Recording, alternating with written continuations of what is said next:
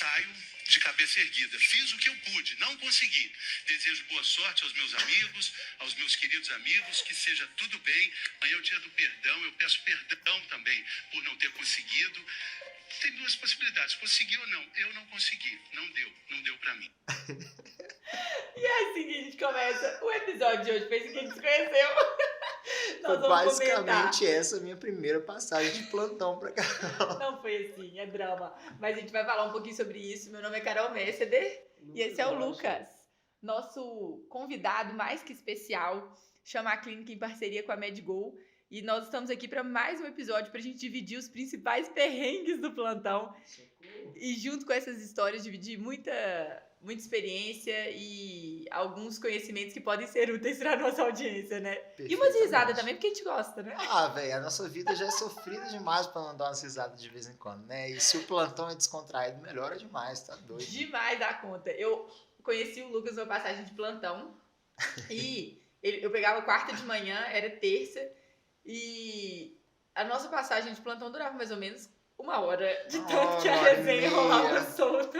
E papo vai, papo vem. Contava da vida dos pacientes. Esquece de passar o caso do paciente, conta só das prosas dele.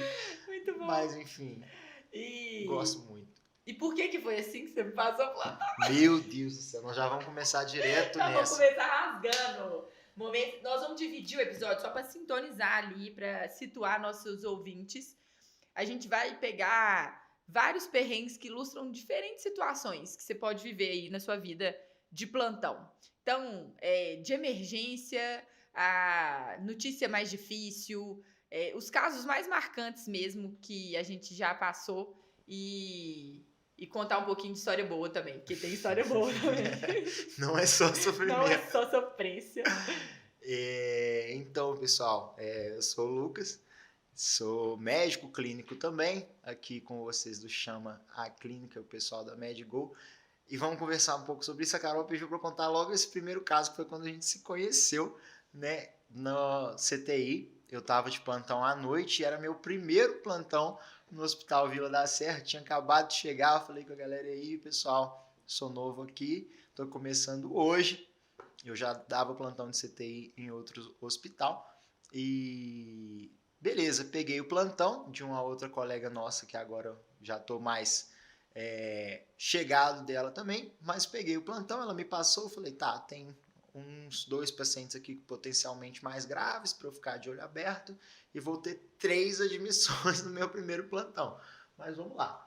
Beleza. Sistema novo, fácil de mexer. Nossa, tranquilidade total. Layout simples de tranquilo, entender. muito intuitivo. Demais. Pra quem não conhece, gente, é o Tazi. É uma benção.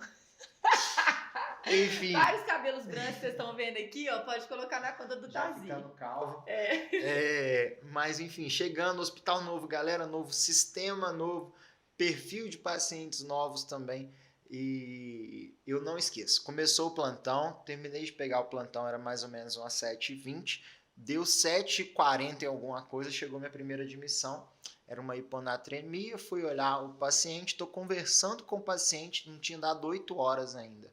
A enfermeira me chama e fala, doutor, chega aqui que essa paciente acho que vai parar. Aí eu fiquei assim, ó galera, na moral, de bate pronto, assim, sem nem prescrever nesse sistema. E eu chego lá, o paciente está com uma frequência de 20 e pouco e uma pressão, a média estava mais ou menos 30 e alguma coisa, uma paciente que já vinha mais grave. E aí a nora que já estava, acho que a uns 30 ml hora, devia estar dando um micrograma quilo da paciente, foi rapidinho a 100 ml hora. Associei um vaso desesperado, não sabia, nem lembrava nem o que era o caso ainda. Paciente prestes a parar. E aí eu fui dar uma olhada no passômetro desesperado e vi que era uma paciente já com uma internação, né, num contexto mais refratário, uma paciente com uma funcionalidade um pouco mais decadente, um câncer avançado e tudo, e com menos de 1 hora de plantão, numa equipe que ninguém me conhecia, ninguém sabia quem eu era, não sabia nem se eu tinha especialização ou não. Eu tive que falar, galera, não vamos reanimar essa paciente. Alguém se opõe? Isso com menos de 1 hora de plantão. Todo mundo concordou, porque realmente era uma performance status que não fazia sentido a gente insistir, um choque extremamente refratário. Mas isso foi a minha primeira hora de plantão. Eu tive mais 3 admissões. Essa primeira admissão foi uma hiponatremia. A segunda admissão foi uma paciente que vinha com febre do PS. Eu falei, febre para UTI? Só se for alguma coisa, neutropenia febril e tal, né? E aí a colega não tinha me passado direito inicialmente o caso, eu fiquei, tá, não tem disfunção, tentando entender o que era, chega a paciente lá e ela me passa. Ah, não, ô, Lucas, essa paciente ela tem 12 neutrófilos. Aí eu, oi? Boa, conta aqui no dedo, peraí, 1, 2. Como é que é? 12? Com essa força que ela tá vindo enfrentar a vida. Mas era 12 neutrófilos, uma neutropenia febril, graças a Deus essa paciente não ficou mais grave, mas essa foi minha segunda paciente. E aí, outros pacientes graves lá, uma paciente que ficou muito tempo internada com a gente, traqueostomizada e tudo, começa a descompensar na VM, eu ainda tentando entender como é que evoluía no TASI, e aí a paciente começa a descompensar na VM, tive que começar a tratar uma nova sepse dela. Nisso, já tinha passado algumas horas de plantão, não tinha evoluído ninguém ainda, e como se não bastasse, eu fui conseguir terminar de evoluir lá para as 4 da manhã, fui aproveitar o meu curto horário de descanso, que sobrou meus poucos minutos. E assim, a gente sabe que esses plantões graves num lugar novo, a gente tem dificuldade de dormir, né? Então assim, não dormi nada, fiquei lá revirando de um lado pro outro, estiquei o cadinho e falei, pelo menos dá tempo de eu dar uma esticada aqui, mas tentar dormir. Minha cabeça, será que eu fiz a conduta certa para fulano? E será que faltou alguma coisa? Será que faltou alguma coisa? Deixei passar alguma coisa. Quem vai pegar amanhã vai achar que eu sou um idiota. Meu Deus do céu. Vai achar que eu sou um retardado. Socorro. E aí tá, como se não bastasse essa pegada ao longo da madrugada, 6h30 da manhã, o meu segundo paciente mais grave, as técnicas de enfermagem trocavam um plantão um pouco mais cedo, né? Tinha acabado de trocar, chegou a técnica nova. A técnica tá sentada assim, eu terminando de mexer no passômetro para passar o plantão, a técnica fala, nossa, tá taquicárdico esse paciente aqui, né? Aí assim, paciente taquicárdico no CTI é o tempo todo, né? Eu falei, não, de boa. Mas eu lembrei de que paciente ela tava falando, né? E aí eu falei, tá taquicárdico quanto? 180 ali, mais ou menos, eu... Uai, acho que tá um pouco demais. Não é possível, é isso mesmo? Não é uma monitorite, não? Ele ficou ansioso? Não sei, 180, doutor. Aí eu chego lá, o paciente está fazendo uma TV, a pressão dele despencando, já estava na nora, eu falei, vamos cardioverter esse camarada, puxa o carrinho de novo. Segunda vez que eu puxo o carrinho no meu primeiro plantão.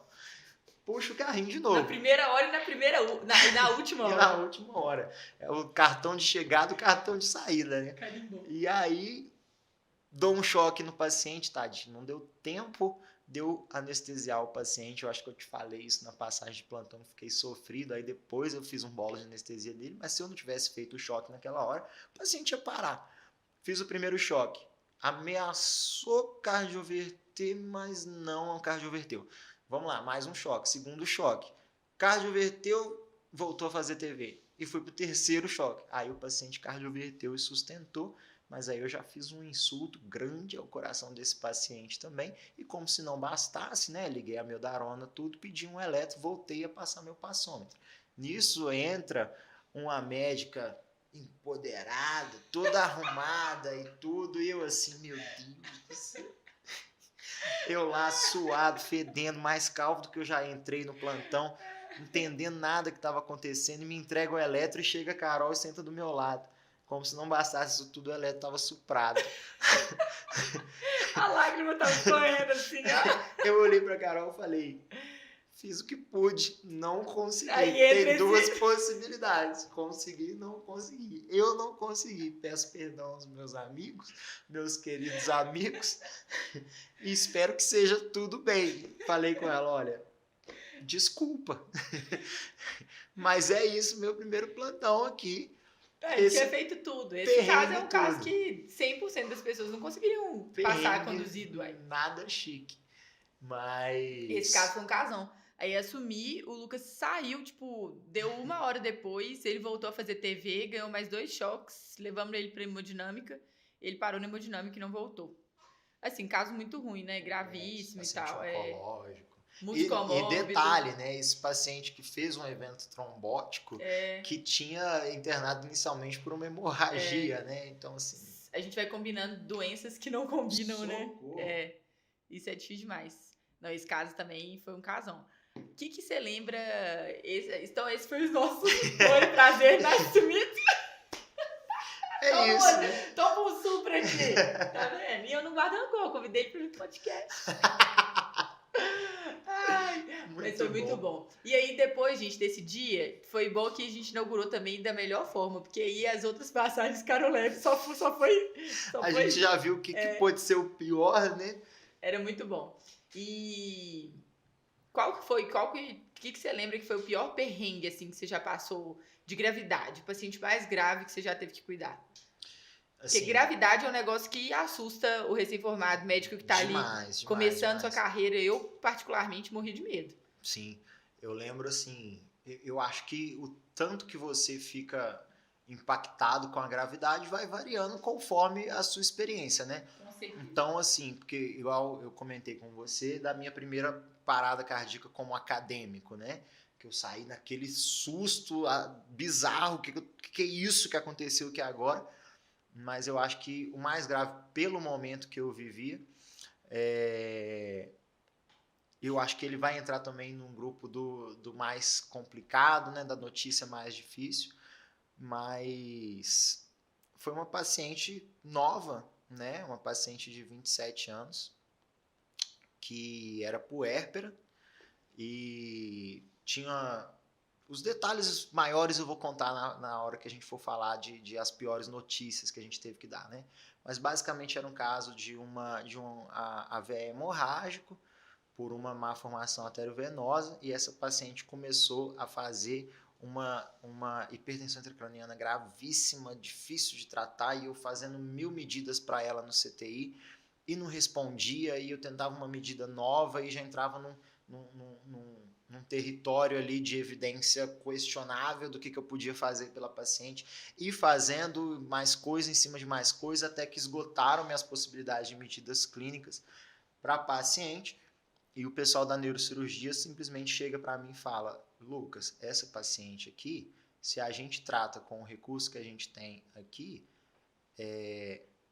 a gente abre esse crânio para fazer a craniectomia, a chance dessa MAVE estourar e sangrar para todos os lados é gigantesca. Ela morre na mesa, na hora. Em contrapartida, se a gente não trata, é isso aí que você está vendo. Ela vai morrer também. E aí eu paro, olho para o âmago do meu ser e falo: como eu vim parar aqui, né? Só tenho 6 anos. O que eu faço numa situação dessa? E o neurocirurgião me perguntando: e aí, o que a gente vai indicar?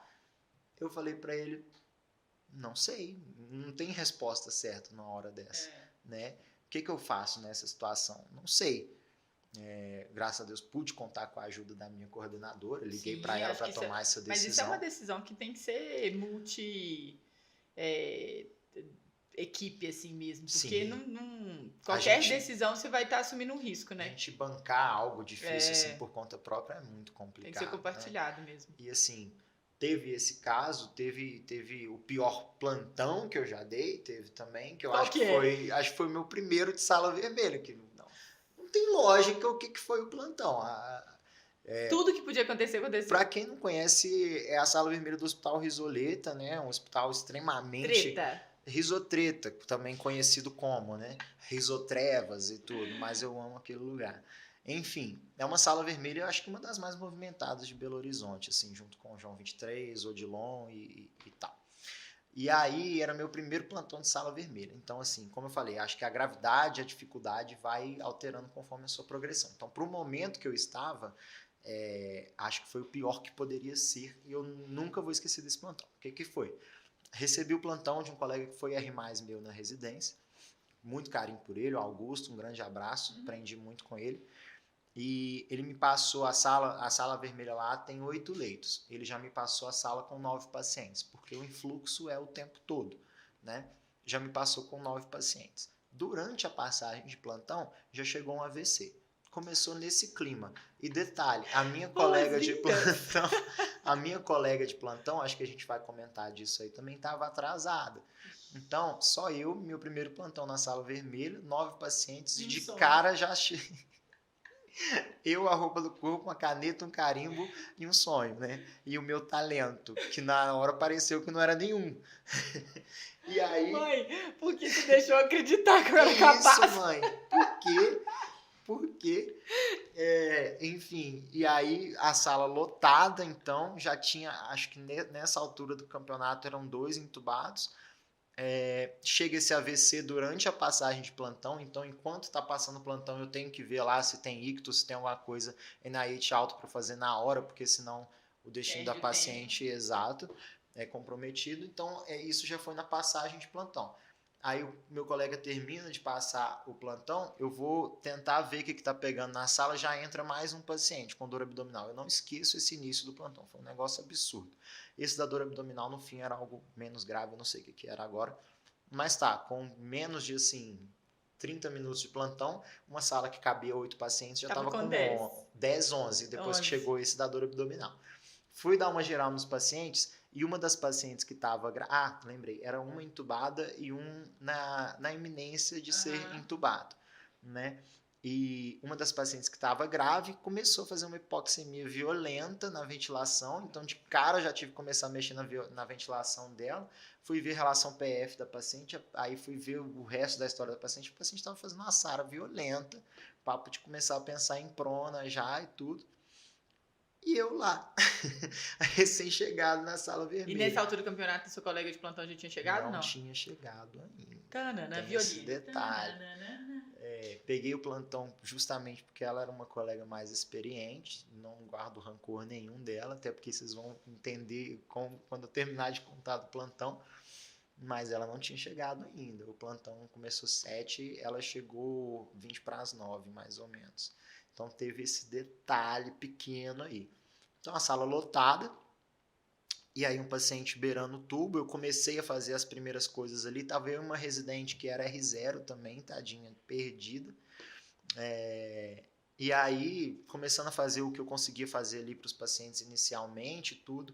Nessa época, hoje, obviamente, não sou o melhor nisso, mas nessa época eu tinha pouquíssima confiança para entubar paciente. E então tinha aquele ali que você olhava para ele e você falava, tubo, né?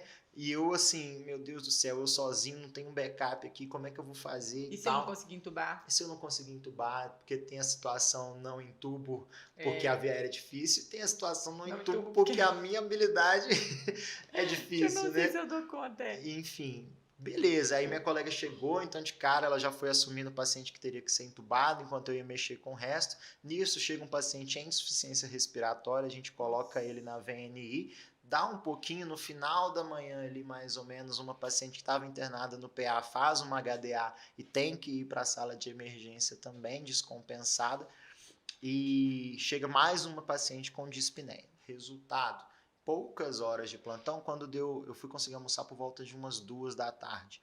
Quando eu voltei do almoço, 3 horas, uma sala que eu recebi com 9 pacientes, já estava com 16.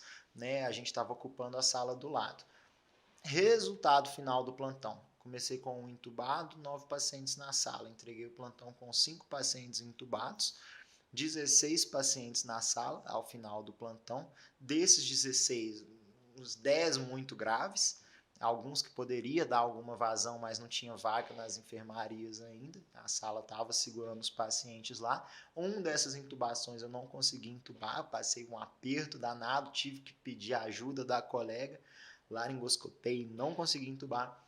A colega pegou, assumiu, me ajudou com muita prestatividade e tinha que anestesiar a paciente para fazer endoscopia e não sei o que, aquela coisa toda, e gritaria e 1000 demandas, e eu surtando com o negócio, socorro, o que está acontecendo, o que eu estou fazendo aqui, é meu primeiro plantão. Enfim, e sobreviveu. Aí sobrevivi, tô aqui para contar a história com alguns machucados, mas a gente vai aprendendo. E o que você aprendeu desse primeiro plantão? Você saiu de lá e falou assim, cara, isso eu vou fazer. Onde que eu vim parar, né? Eu acho que assim, muita gente nesse primeiro plantão todo mundo vai ter o primeiro plantão caótico da Todo vida, né? mundo, todo mundo. Assim, uma das leis da medicina tá no juramento de Hipócrates, confere lá depois, passarás perrengue no plantão. Não, né? e se você não passou é porque você não pegou seu plantão ainda. Você não pegou o plantão. Exatamente, porque você não trabalhou o suficiente ainda para chegar lá. Exatamente. Hei de passar perrengue no plantão. Mas o que eu aprendi foi que, assim, muita gente passa por esses momentos complicados e a primeira conclusão que tira é de não nasci para isso aqui, não é isso, vou fazer outra coisa. O que é uma conclusão válida de você saber qual que é o seu lugar, né? A conclusão que eu cheguei naquele dia foi, ainda não estou 100% preparado para isso aqui, mas eu gostei do desafio. Eu gostei disso aqui. Eu quero acho me que é preparar aqui melhor para estar aqui com mais para tranquilidade. fazer melhor. E é um conceito que a gente estava conversando antes do início aqui da gravação, né? Que um preceptor meu que me encorajou a começar a pegar pacientes críticos e tudo, que me apresentou, que é o conceito de antifragilidade, né? Que esses momentos muito desafiadores, eles são muito cardinais na nossa vida, assim, né? Que eles vão ensinar pra gente coisas que a gente não imagina que a gente dá conta. São divisores de água, eu acho. E a gente cresce com certeza. isso, né? Eleva o nosso patamar, ele tira a gente da zona de conforto. Gente, eu lembro como se fosse hoje, assim, quando eu fui chamada para dar o plantão, porque eu dava plantão na UTI, no hospital que eu fazia residência, e é uma zoninha de conforto ali, porque apesar de dar o plantão, eu dava o plantão sempre com alguém mais experiente do que eu. Era tipo um plantão júnior, assim, sabe? E no hospital que eu já conhecia tudo e tal. Tava em casa. Tava super em casa. Eu conhecia a equipe e todo mundo sabia que eu era residente, então tinha aquela coisa de café com leite ali. E aí eu fui chamada, um dos meus chefes me chamou para ir para outro hospital e compor a equipe de plantão da UTI. E aí eu falei assim, eu não sei se eu tô pronta para isso. E ele falou assim, tá pronta, você tem que dar o primeiro passo. E esse primeiro passo eu acho que a gente nunca realmente se sente preparado, né?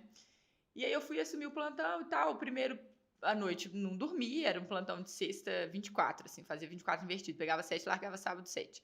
Não dormi e tal, mas passei, sobrevivi. Aí fui pro outro final de semana. As primeiras 12 horas tranquilas, uma admissão, 2 admissões, uma intubação que foi tranquila e tal, beleza. No outro dia, era 1h da tarde e tinha horizontal no final de semana. E o horizontal era quem tinha me chamado para ir e... Fabrício, um abraço, Fabrício. Me deu uma grande oportunidade, nosso chefe lá na UTI. E ele foi um dos que acreditaram assim, no meu potencial e tal. E aí, ele também sabia que eu estava no começo ali dos meus primeiros plantões, então tinha mais paciência, me ajudava a fazer as prescrições, porque era um sistema novo, era o TASI. E aí, beleza, fez tudo e tal, deixou o plantão organizado e foi embora. Era dia do aniversário dele, foi embora. Gente, 2 horas, isso era 1h, foi embora.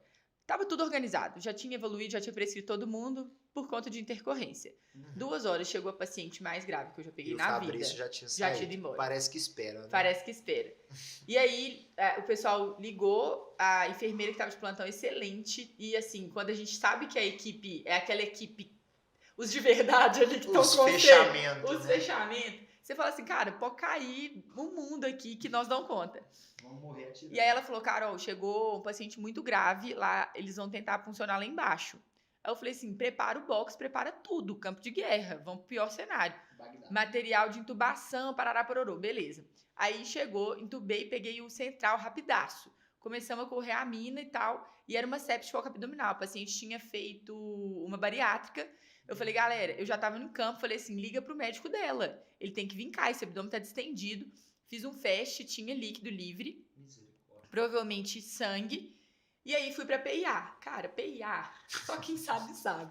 Só é quem loteria, viveu sabe, é né? loteria. Ai, que Cara, ranço. não, sério. Aí eu peguei o pulso assim, fininho, assim, chocadaça. Mas eu falei, não, vai dar eu aqui. Peguei, ultrassom, nada.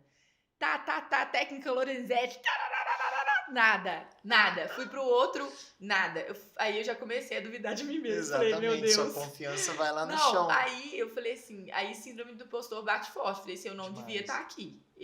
Não devia estar aqui. Dei um passo Aí maior. chegou o residente do cirurgião, falei assim, cara, prepara bloco. Eu não tô conseguindo funcionar a PIA, mas nós vamos ligar na outra UTI aqui, pedir pra galera descer.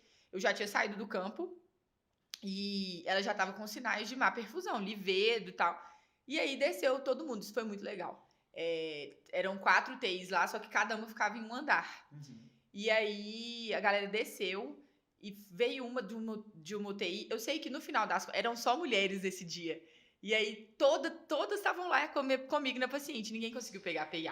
A gente tentou na femoral, tentou em tudo. De leve isso te dá um alívio, né? Que aí você pensa, eu não porque no sou final das contas, eu horrível. falei assim, cara, é meio egoísta isso, mas porque Você assim, sofre junto, eu tava né? torcendo pra conseguir, mas quando não consegui, eu falei assim, o problema não fui eu, a paciente tá muito ruim. Levou pro bloco, e aí a paciente acabou falecendo naquele mesmo dia, só que assim, ela foi falecer 8 horas da noite. Quando minha colega foi pegar o plantão, tava caótico, porque assim, as coisas que eu tinha que fazer, reavaliar e tal, agarrou tudo. Ela foi pro bloco, era 6h30. Eu passava plantão às 7. Eu saí do box dessa paciente 6h40. E aí fui fazer tudo, prescrever tudo que eu tinha que prescrever, porque você vai pedindo tudo dentro do box. Eu sei que foi caótico. Aí também vieram as coisas da inexperiência. Eu não tinha muita prática com o sistema, então eu ficava muito mais tempo. Eu sei que eu larguei plantão 9 horas e passei o plantão assim, com esse vídeo aí. Podia pôr. Tem duas opções. Consegui, não consegui. Eu não consegui. Eu não consegui. E aí, era a luz, gente. E ela tinha sido, olha como é que é, né? A gente tava falando também do tanto que a gente encontra as pessoas ao longo da nossa vida. Ela tinha sido ela era residente enquanto eu tava de acadêmica no meu estágio opcional de clínica médica. Ela tava fazendo clínica médica, eu tava no meu estágio, no meu internato. E era o meu internato final, assim, era 12º período. E aí eu passava o plantão pra ela todo sábado à noite. Eu falei, Lu, desculpa, assim, eu tô te passando com vergonha, eu vou ficar aqui. Ela, Carol, vai embora, eu faço as coisas. Eu falei assim, não vou dar conta, eu vou evoluir tudo que eu fiz e tal. Aí, beleza, fiz, mas você vai pra casa destruído. Eu fui encontrar meus amigos e tal, não conseguia conversar, assim, retardada de pensar em tudo que tem acontecido. Você vai repassando a história na sua cabeça. E fazendo essa autocrítica, assim, o que eu podia ter feito diferente, E aí, eu lembro que no outro dia, o coordenador de todas as UTIs mandou uma mensagem no grupo, parabenizando a equipe pelo trabalho em equipe, que ele soube, que todo mundo, e parabenizando porque eu pedi ajuda. Muitas pessoas não teriam pedido ajuda, e isso poderia ter piorado o desfecho da paciente. Ele reavaliou tudo que foi feito e tal, não tinha nenhuma brecha de conduta diferente. Foi feito tudo que tinha que ser feito e a paciente era muito grave, com mortalidade muito alta e tal. E você ter esse feedback, tipo, nos seus primeiros desafios de carreira, assim, de gravidade, é muito bom, porque eu falei assim, cara, tudo bem, não sou tão impostora assim, eu podia estar ali mesmo, eu não fiz mal. Então, esse foi uma grande lição mesmo. Eu fiquei, naquele momento, colocando em prova, será que eu dei um passo maior que a minha perna? Porque para você abrir porta é difícil, para você fechar é muito rápido. Se eu tivesse feito alguma coisa muito errada, do mesmo jeito que ele soube que a gente conduziu tudo de uma maneira muito orquestrada, ele saberia. Às vezes até mais rápido. Né? Muito mais rápido. E aí eu teria recebido uma ligação para tomar um xingo. E isso aí deixa a gente desconfortável, né? Assim, essa inquietude do querer fazer melhor. Então, você saiu do seu primeiro plantão inquieto. Eu quero melhorar para estar aqui de novo numa condição melhor. E era isso, assim. E foi uma grande lição, foi o plantão mais difícil da minha vida, assim, em termos de procedimento não, porque depois do Covid teve muitos piores, mas eu já estava mais preparada. 5 tubos, a noite inteira sem dormir, 10 admissões, mas estava ok. Aquele, pelo momento de vida que eu tava, foi o plantão mais marcante. E aí eu ligava pra, tipo, é isso mesmo que eu tenho que fazer? E não conseguia falar com ninguém. E aí eu falei assim, meu Deus, sou só um girino. Me tira daqui. Mas foi uma das experiências mais difíceis, assim, que me marcou muito. Sim, eu acho que é importante a gente comentar, nesse sentido dessa história que você contou, que a gente da medicina, e com certeza outras profissões também, mas falando do que a gente conhece, a gente vai passar pela síndrome do impostor, né? Eu acho que é inevitável, é algo que vai acontecer, que você vai olhar para o que está rolando e vai falar, estou no lugar errado, eu não dou conta disso aqui, eu sou uma fraude, o pessoal achando que eu dou conta, eu não dou e tal, não sei o quê. E a gente tem que aprender formas de lidar com isso, né? Eu acho que uma forma boa de lidar é você se certificar de que você está buscando se aprimorar cada vez mais, porque essa sensação te dá um feedback positivo para você mesmo. Eu acho que outra coisa que foi uma coisa que eu já comentei com você, que eu aprendi a sempre, depois desses momentos, dessas intercorrências, a gente fazer o que eu aprendi como autópsia cognitiva, né? Da gente parar, refletir no que a gente fez de certo, o que a gente fez de errado, o que a gente poderia ter feito diferente com os recursos e o conhecimento que a gente tinha no momento, porque isso é muito importante também. E revisar na sua cabeça, repassar tudo que você já passou na sua vida e tudo que você construiu para conseguir chegar naquele lugar, sabendo que tem um motivo para você estar ali, né? Eu acho que tem formas de lidar com o síndrome do impostor. E foi o que você falou também sobre a importância de ter a síndrome do impostor, né? Porque se você não tem, tá errado. Exatamente. Porque o excesso de confiança, você falou isso, é super verdade. O excesso de confiança, a linha entre a confiança e a imprudência, ela é muito tênue. Então, se você também tem certeza de tudo, ainda mais dentro da medicina, alguma coisa tá errada. Eu acho que se incomodar, ele é super importante. E é ele que nos faz sair da nossa zona de conforto e buscar um lugar com maior responsabilidade, mas também um lugar com maior visibilidade e melhores condições, melhor remuneração. Eu acho que são essas construções de carreira, né? É impossível a gente construir uma carreira de sucesso dentro das individualidades da percepção do sucesso sem nos desafiar, sem dar esse primeiro passo. E esse primeiro passo envolve um desconforto inicial ali, que eu acho que é o que a gente passou muito em comum dos nossos perrengues iniciais, né? Perfeito, assim, é algo que meus pais sempre falavam comigo, que só existe crescimento fora da zona de conforto. Porque, do contrário, algo que está na zona de conforto, você já adquiriu. Se adquirir crescimento novo, algum momento para se tornar confortável, tem que ser desconfortável. A gente tem que passar por isso. E algo que a gente comentou no início do podcast, que acabou que a gente não elaborou melhor, que é o tal do conceito da antifragilidade. Nossa, né? Fala sobre isso, que eu adoro esse conceito.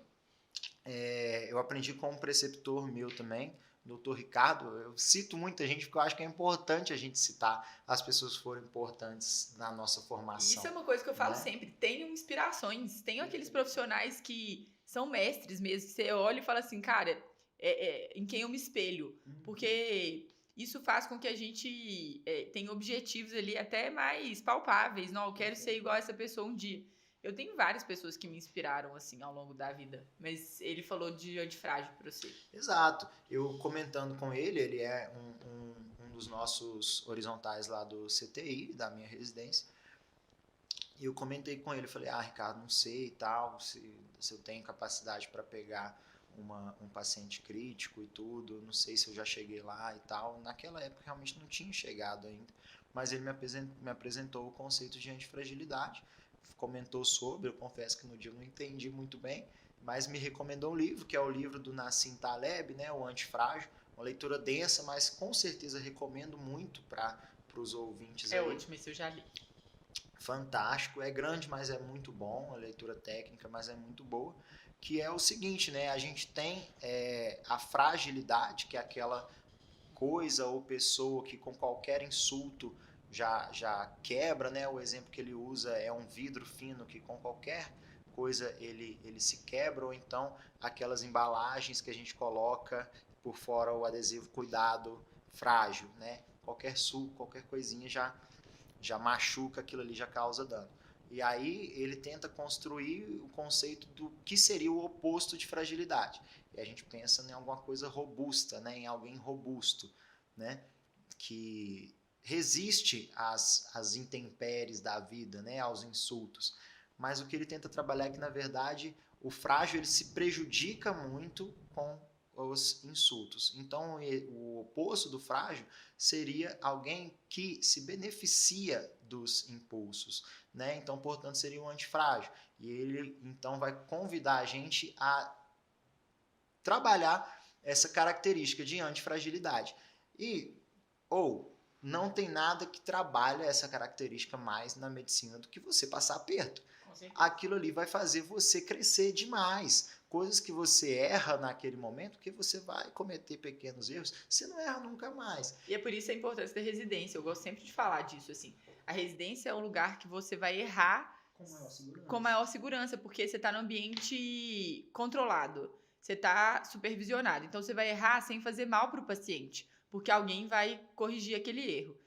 quando você cai no mundão aí, sem nenhuma supervisão, a chance de você errar e fazer mal pro seu paciente é muito grande. E essa é uma das nossas maiores responsabilidades, assim.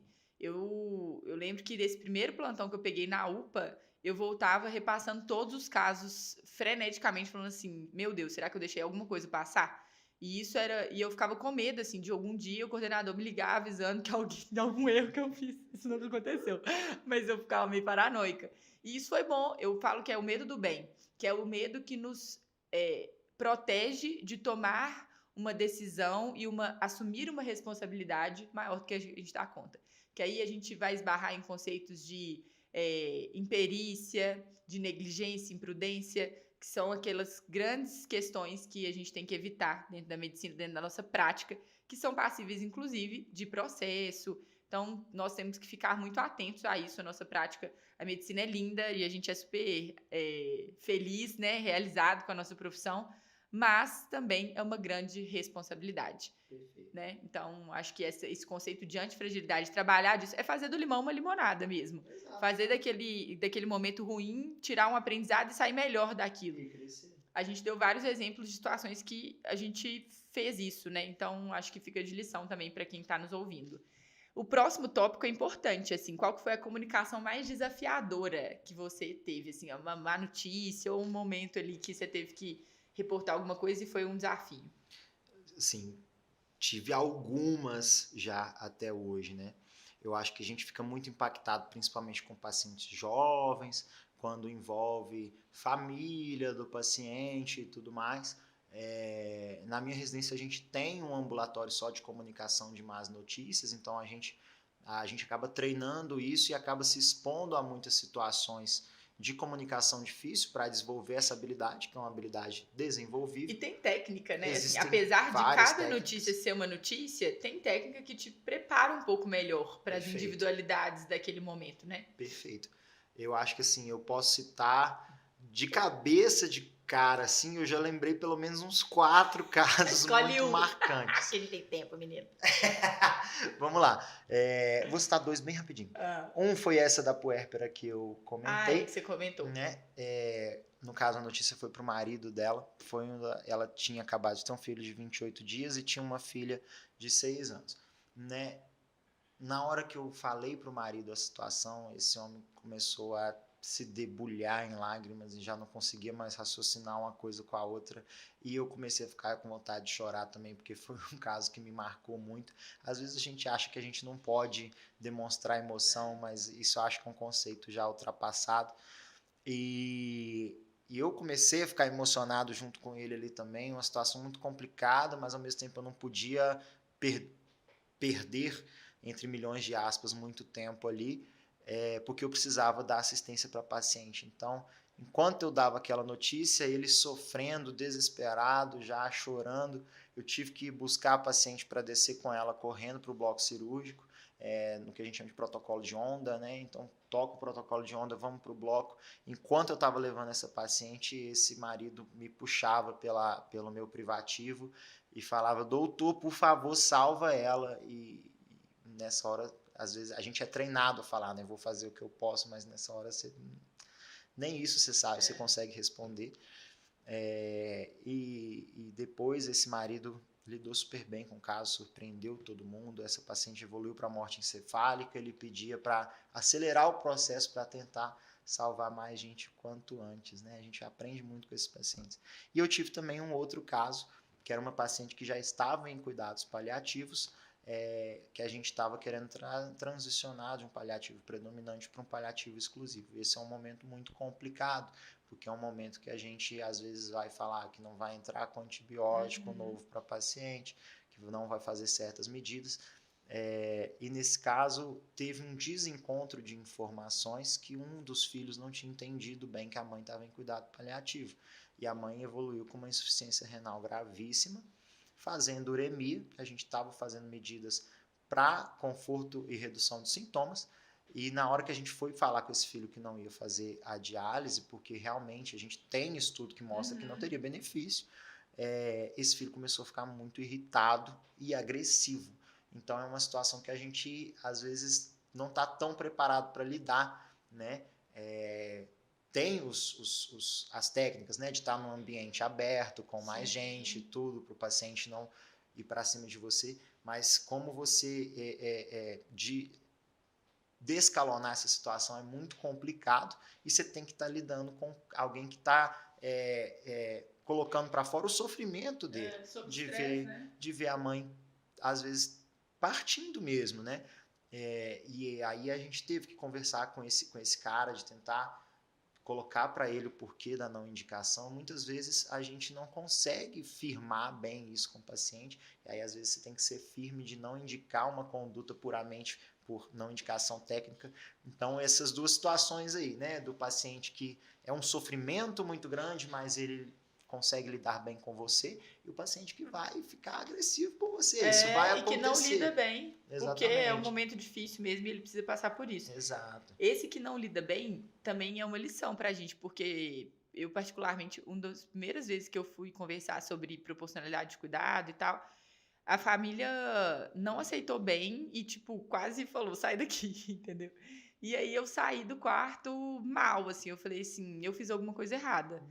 E fui conversar com meus preceptores e eles... Eu repassei exatamente tudo que eu falei. Ele falou, Carol, eu não teria feito nada diferente. A questão é que às vezes é só o tempo. Amanhã a gente vai chegar lá, conversar sobre as mesmas coisas. Talvez ele vai ter que descer pro CTI para a família ver que não tem mais indicação dessas medidas invasivas. E foi dito e feito. Ele desceu pro CTI. A experiência foi horrível por conta de uma série de coisas particulares do ambiente de terapia intensiva. Sim. De agressividade, de conduta. Um ambiente hostil, não tem jeito. E aí ele voltou e a família falou assim, eu não quero mais ir pra UTI.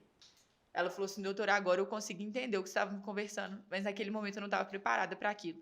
Então, entender e respeitar esse momento da família, por isso que a gente tenta antecipar, né? Cuidado paliativo é uma área que eu sou particularmente encantada, assim. Porque envolve técnica e envolve muito conhecimento. A gente tem que saber fazer para a gente oferecer o melhor para o paciente, né? E eu gosto muito daquela frase que fala que a gente talvez, né, curar quando possível, aliviar quando necessário e cuidar sempre, consolar sempre. A gente sempre vai conseguir cuidar dos nossos pacientes, né?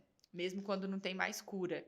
E isso é o mais bonito, assim, que eu acho da nossa profissão. Então, o cuidado paliativo nos proporciona isso, assim, o cuidar pleno do paciente. E essa definição de cuidado paliativo é sempre uma notícia difícil, assim.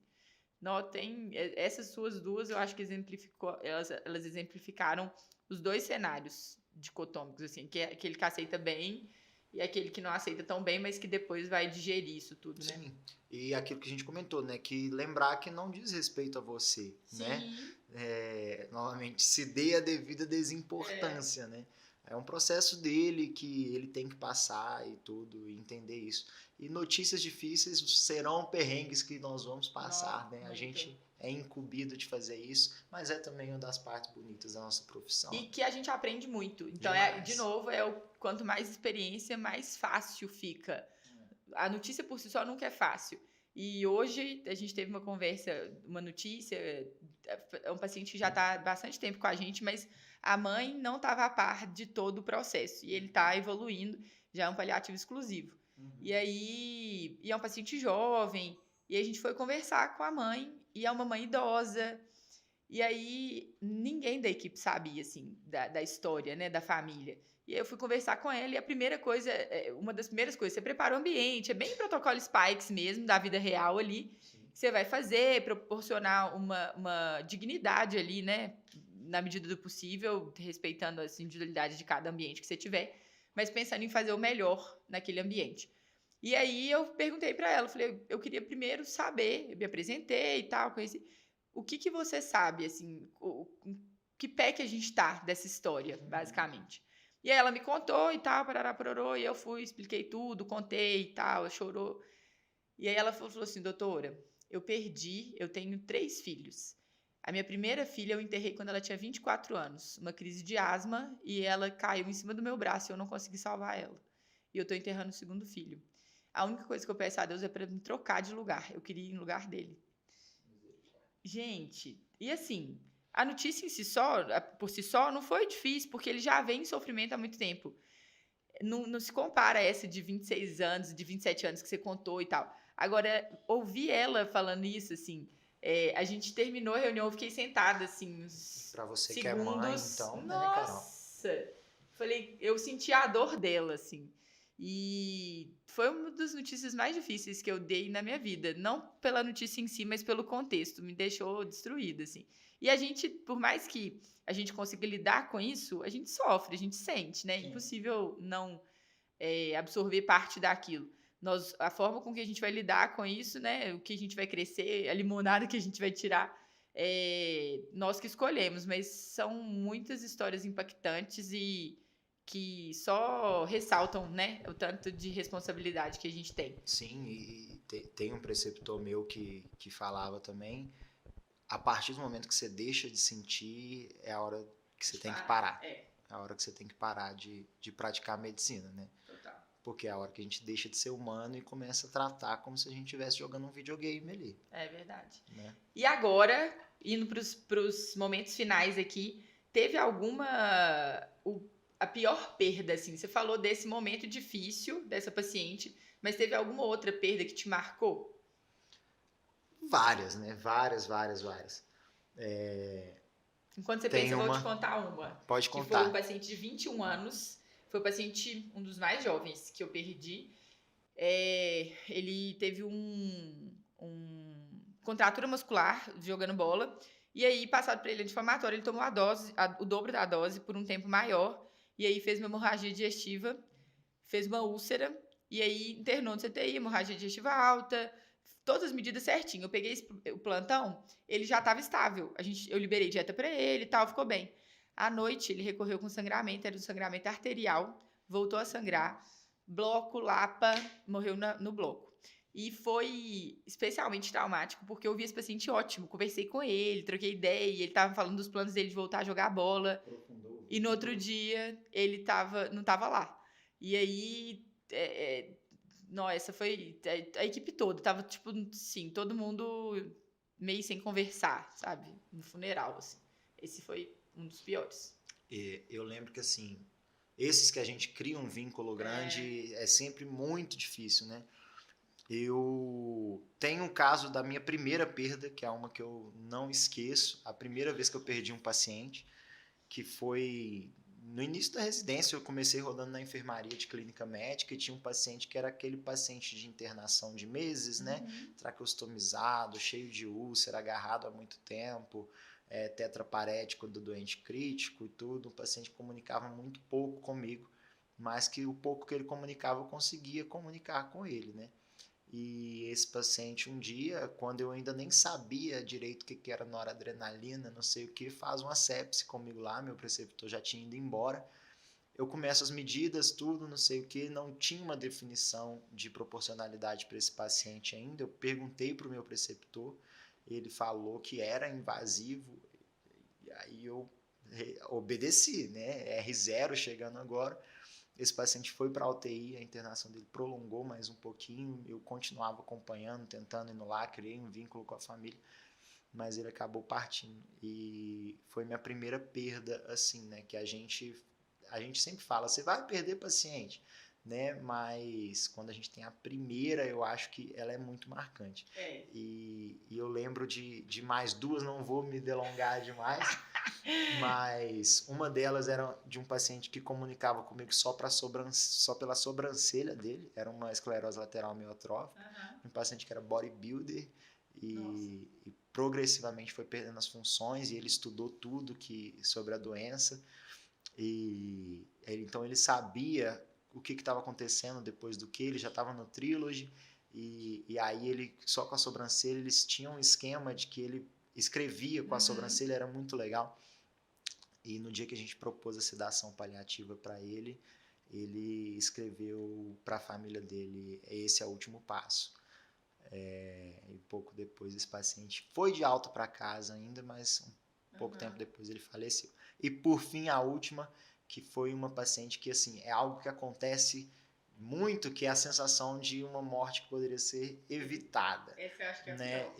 Essa é uma, eu acho que provavelmente é a pior também, né? A gente sabe que a gente vai partir um dia, mas Sim. tem coisas que a gente tem a sensação de que poderia ser evitada. Essa eu lembro o nome e o sobrenome dela, logicamente não vou citar. E uma das coisas que a gente mais gosta de fazer, eu falei de cuidado paliativo aqui, que é uma área que a gente gosta e tal, mas é salvar a vida. Então, Exato, assim, a gente dar tá aqui pra diagnóstico, isso, né? dar o diagnóstico e salvar a vida, e mudar o desfecho, mortalidade. Esse é o nosso Exatamente. objetivo. Esse é o nosso objetivo principal.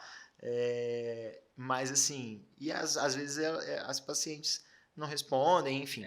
Essa paciente foi uma paciente que era uma insuficiência cardíaca, ela foi tratada por bastante tempo, mas a gente já tinha uma definição de cuidado paliativo complementar. Se você não sabe as fases do cuidado paliativo, Vai ter aula disso. vai ter aula disso, prepare-se. Plantão 360. Muita coisa que a gente tá falando aqui, se você não faz ideia, Já faz o merchan aí. você se prepara, que vai ter tudo lá, criatura. Tava esperando, criatura. Enfim, essa paciente estava na fase de cuidado paliativo complementar por definição própria, diretiva da paciente, que ela queria fazer um cuidado bem proporcional e tudo, e se a gente visse que não fazia sentido, ela pediu para avisar para transicionar. Perfeito, era essa situação. Essa paciente ficou no hospital mais de um mês com esses cuidados para alinhar o máximo conforto dela, e quando a gente estava chegando num ponto bom, era uma paciente que ficava com gestona e tudo, mas assim, a gente conseguia deixá-la minimamente confortável para planejar a deshospitalização. Quando a gente estava chegando nesse ponto, não que eu guarde mágoa da pessoa, mas aconteceu. Eu fui para casa, no dia seguinte eu chego e cadê minha paciente, que eu tinha um vínculo muito grande com ela, ficava fofocando, você sabe que eu gosto de fofocar. Eu fazia até a corrida de leito. Ficava um tempasso fofocando com essa paciente, cadê a paciente? A fulana faleceu, Lucas. Oi? Como assim? A gente estava planejando a deshospitalização dela. Aí foram me explicar. Era uma paciente que a gente tinha um cuidado muito fino da nossa equipe de fonoaudiologia por conta do processo de ingestão dela, que ela já tinha um certo déficit de musculatura ali e tinha que fazer um trabalho muito cuidadoso. Veio uma familiar que não sabia da situação, por isso que eu não guardo raiva, nada, e deu para ela uma comida, porque estava com a sensação que ela estava com fome. A paciente aspirou e acabou fazendo uma macroaspiração e faleceu. E fica aquela sensação, né, de que se alguém tivesse orientado. É igual uma parada que é mal conduzida, por exemplo, que você sai da parada e fala, a gente sabe que o paciente pode não voltar, porque a parada por si só é um dos piores eventos. Mas e se? Então, quando você não faz todo o passo a passo bem feito, e é por isso a importância da hard skill, assim, de você que tá dando plantão no pronto-socorro, ter o domínio dessas habilidades que são fundamentais. A gente falou aqui de interpretação de gasometria, né, na avaliação desses distúrbios mais frequentes, que é super importante. Intubação, porque se você não tiver apto àquilo e tiver no ambiente que aquilo pode acontecer, você tá dando um passo maior do que suas pernas, então você tá errado. Interpretação da eletro, você falou aí de supra do paciente, do primeiro paciente. Então, se você não interpretar bem o eletro, você pode deixar o paciente com pior prognóstico e impactar, acabando o paciente falecendo por conta disso. Causando maleficência. E interpretação do exame de imagem, que eu acho que isso é básico e também é muito necessário. Então, todas essas habilidades no plantão 360. A sua dissecção de aorta. A minha dissecção de aorta no plantão 360. Não perde tempo, gente. Exatamente. E agora, para fechar, nós falamos de muita coisa, de tudo isso que a gente falou. Quais são as 10 maiores lições aqui, o que não fazer num plantão? Difícil, né? Vamos lá, a gente tentou juntar aí muitas informações que a gente coletou. Eu acho que a primeira que a gente tem que lembrar aqui é de você não tentar dar esse passo maior que a perna. Saiba as suas limitações, não deixe seu ego falar mais alto. Saiba onde você está se metendo. Se você acabou de formar, não tem por que você dar um plantão de CTI. Vai com calma, aprende primeiro. Você tem anos de carreira para vir aí. Não dê um passo maior que a perna. Se dê a sua devida desimportância na hora certa e a sua importância também. Saiba onde você está se metendo. Acho que esse é um dos principais. Eu acho que esse é o primeiro. Em segundo, eu colocaria a identificação do paciente grave. Assim, qualquer pessoa que está dando plantão no pronto-socorro, ela tem que saber usar, ela tem que saber a existência dos scores de gravidade e como usá-los na prática, porque eles nos ajudam a reconhecer e identificar o paciente grave. Com o tempo, a gente fala assim, aquele olhar doente, nosso olhar fica mais sensível, e fica mesmo. Aquele paciente tá esquisito, você bate o olho no doente, você sabe.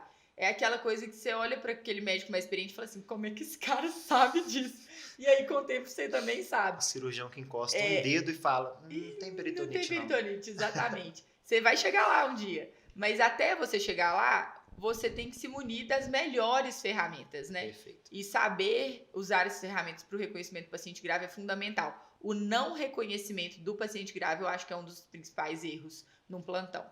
Perfeito. E junto com o não reconhecimento do paciente grave, acho que a terceira coisa que a gente pode colocar é não conhecer as medidas que alteram mortalidade nesse paciente. Perfeito. Meu amigo, o que eu já vi acontecer de médico falar durante a minha residência, algum médico falar, não, esse paciente está séptico, já fiz 30 ml quilo lá do Rivers de volume, já botei monitor nesse paciente, inclusive medi temperatura, tá com febre. E qual antibiótico que você começou? Não, isso aí... É porque não coletou o exame ainda, doutor? Não, tô esperando o PCR sair pra eu começar um antibiótico pro A paciente. evidência chora. O Sepsis Survive Campaign chora de ouvir uma coisa dessa. Gente, tem que saber o que vai alterar a mortalidade dos pacientes. Saber. Não tem como você dar um plantão sem saber isso. E a aula de sepse, particularmente, tá um chuchuzinho. Sepse, tempo é vida. E nesse caso aí, antibiótico é vida, né? E evolui rápido. Evolui rápido. Isso é super importante.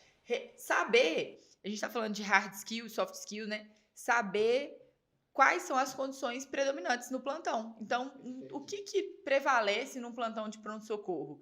É fundamental que você saiba manejar essas condições. Você falou muito bem, você não precisa saber de cor e salteado qual é a dose do antibiótico que você vai usar naquele caso. Mas você tem que saber onde procurar informações seguras, isso é fundamental. E segundo, pelo menos o manejo inicial ali, no caso da sepse, é uma condição que não te dá tanto tempo. Você tem que saber o manejo inicial para você conduzir da maneira correta. No caso de uma insuficiência respiratória, são condições que você vai ter que ter um reflexo um pouquinho mais medular.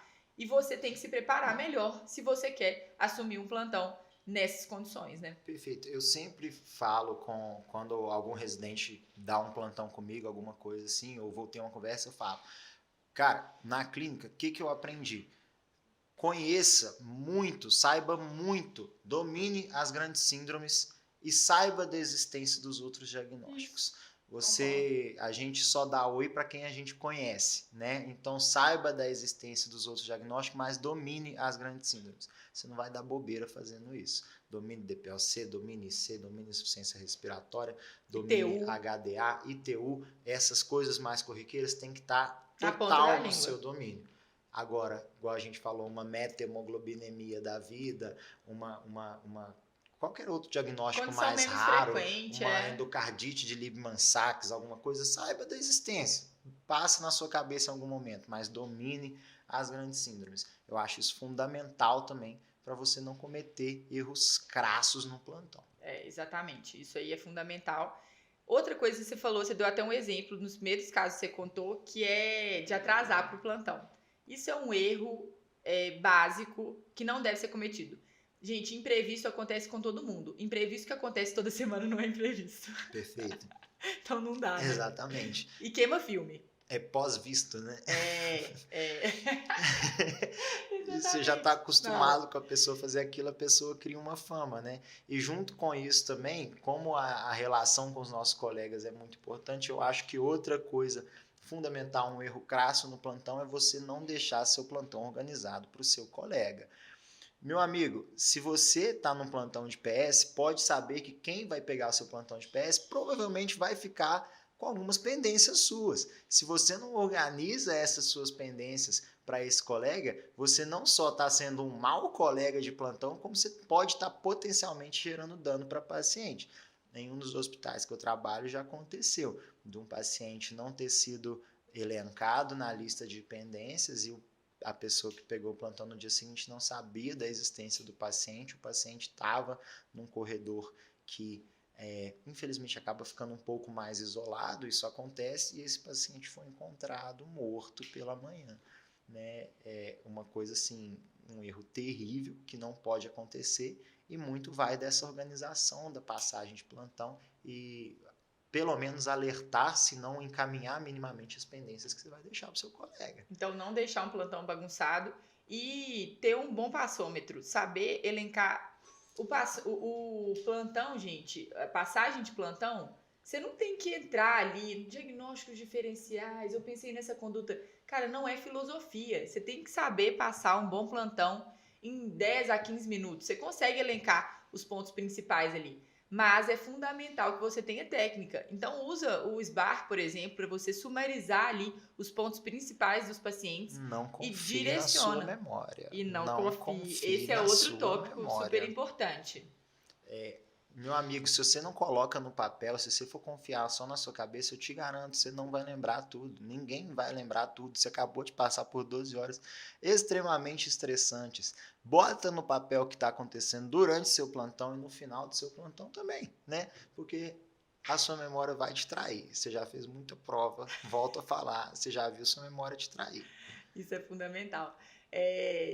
Não ter uma boa relação com a equipe. Isso aí eu acho que é um erro bem juvenil e que pode impactar nos seus plantões futuros. Ainda mais se é um ambiente que você vai dar outros plantões, você não ter uma boa relação com a equipe vai prejudicar o seu paciente, a sua equipe e você mesmo. Então não tem nada pior do que aquele plantão truncado. Você pede para fazer um negócio, ninguém faz, parece que a coisa não anda e você muitas vezes é o protagonista disso. Você precisa puxar essa responsabilidade para você e mudar essa história. Então, acho que isso aí é um erro bem básico que pode ser evitado. E, ao mesmo tempo, não tem nada como um plantão leve, que você está quase se divertindo com a sua equipe aí. Com certeza. Dando risada. Os pacientes estão satisfeitos também, durante o plantão, satisfeitos assim, né? Pelo menos sentem um clima leve. Não, e outra, eles veem que as coisas estão sendo feitas, né? Então, isso também rende. gera uma sensação de eu tô sendo bem cuidada. Exato, né? tô nas mãos corretas, Isso. né? E Tira a ansiedade que é natural daquele ambiente. E que pode piorar o quadro do paciente. Com certeza. Né? E junto, então, com esse intuito de deixar o clima leve, outra coisa que é um erro grande, é você que está indo para ali para trabalhar, para dar um plantão, qualquer coisa que te pede para fazer, você está querendo amaldiçoar até a 7ª geração de quem pediu. Meu amigo, não faz sentido. Você está ali para trabalhar, você vai ficar reclamando o tempo todo. Por quê? Para com isso. Você vai fazer mais gente ficar reclamando e aí vai ficar uma porcaria o seu plantão. Não reclama, criatura. Eu falo isso igual um mantra. Ai, Carol, mas você não reclama nunca? Às vezes você reclama ali debaixo do chuveiro para ninguém escutar. Agora, na hora do plantão, não é momento de reclamar. Você tá ali para trabalhar, ué. Eu sou indignada com isso, assim. Não, mas que tanto de admissão... Ué... 12 reclama horas, no office, se for reclamar. Não, e reclama com algum colega, não no seu ambiente de trabalho. Exato. Tem gente que fica só reclamando, isso também deixa o ambiente muito ruim. Então não seja essa pessoa que fica murmurando. E saiba transmitir más notícias. Eu acho que a ausência de domínio das técnicas de transmissão de más notícias e, gente, entendam, má notícia não é só doença, não é só notícia de morte, de câncer. Às vezes, falar para o paciente que ele está com uma pneumonia é uma péssima notícia. Por que eu falo às vezes? Tem aquele paciente que vai falar assim, não, tudo bem, eu estava com pneumonia no passado e saí bem, tá tranquilo, vou encarar mais essa. E tem paciente que tem um familiar que morreu de pneumonia. Então, a experiência pessoal daquele paciente com aquela doença é horrível. Então, tem várias notícias que podem ser más notícias. Vários diagnósticos que podem ser más notícias. Desde os mais simples aos mais complexos. E envolve técnica, envolve empatia. Então, são, de novo, hard skills aliadas às soft skills para você potencializar a sua performance. E é isso que a gente acredita, por isso que a gente está aqui, para auxiliar e agregar na vida profissional de vocês.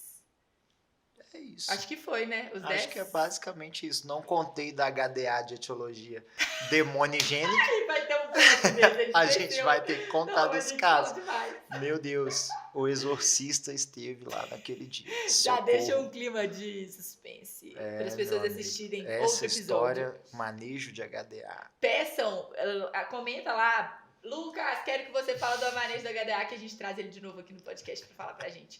Foi um prazer, Lucas. Obrigada. Igualmente, adorei. Não, foi top. Espero voltar mais vezes para contar esses casinhos Com nossos certeza. aí, né? Vai ser um prazer. E vocês que estão nos assistindo, muito obrigada pela audiência, pela confiança, por estarem aqui com a gente. Chama a Clínica MedGo promete, vai entregar muito mais coisa. Um abraço, até a próxima. Tchau, tchau, pessoal. Valeu.